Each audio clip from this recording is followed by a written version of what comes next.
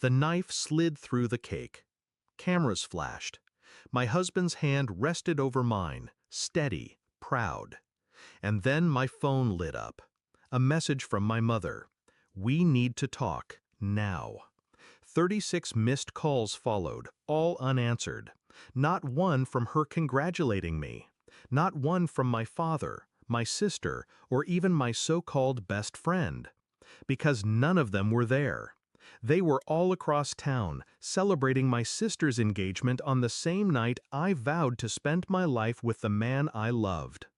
That was the moment the last piece of me that cared about family died.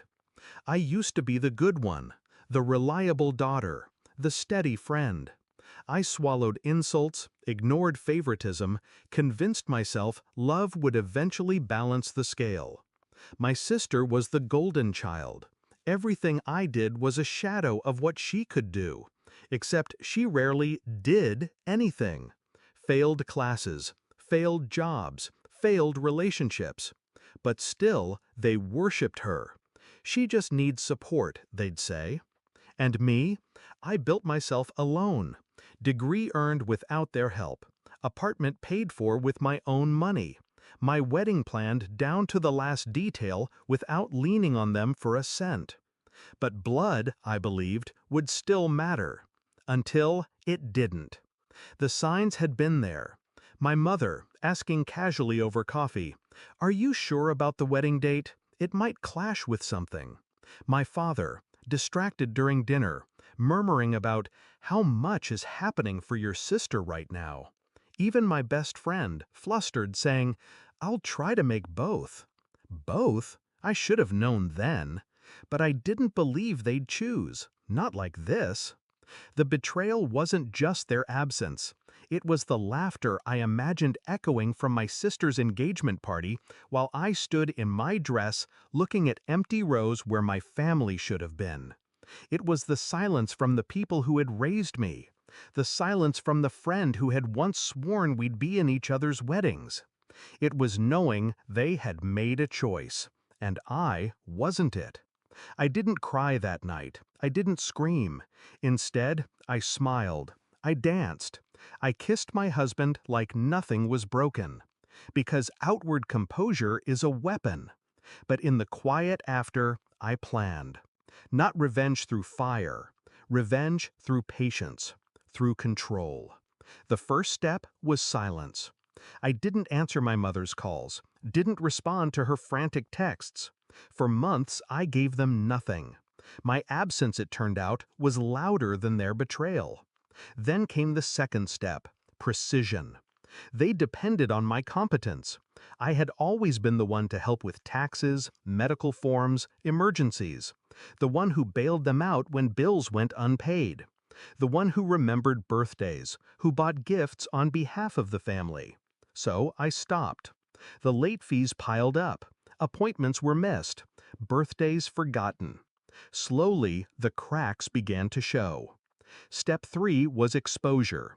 When my sister bragged about her perfect engagement, I smiled and asked how she afforded the ring, loud enough for everyone at the dinner table to hear. She stammered, because she hadn't paid for it. My parents had. When my parents boasted about supporting both daughters equally, I simply tilted my head and asked, "Really? Did you help me with my wedding?" Silence followed. No shouting, no accusations, just questions with answers they couldn't stomach. By the time my sister's wedding approached, their perfect little image was cracking. Money was tight. My mother, desperate, reached out again. "We want you involved. We need your help." I agreed, sweetly, calmly. And then, weeks before her wedding, I withdrew. Every promise I'd made, every task I'd taken on, I dropped. They scrambled. Vendors canceled. Bills went unpaid. Invitations printed with wrong detail. And I watched from the sidelines, unbothered, sipping wine in my living room. The confrontation came when my mother finally cornered me. "You ruined everything," she hissed. I met her eyes, calm, steady. "No, you did that the moment you chose her engagement over my wedding." Her mouth opened, closed. She tried to protest, but the words withered. Because deep down, she knew. My sister's wedding limped forward, half empty, half prepared. A pale reflection of what she thought she deserved. Now, months later, they still call. They still ask. Sometimes they beg. But I don't answer. Because the truth is, my revenge wasn't in destroying them. It was in removing myself, letting them choke on the absence of the daughter who had carried them. They thought I was disposable, replaceable, and now they live with the emptiness they created. I look back at the night of my wedding, the cake, the message, the 36 missed calls, and I smile.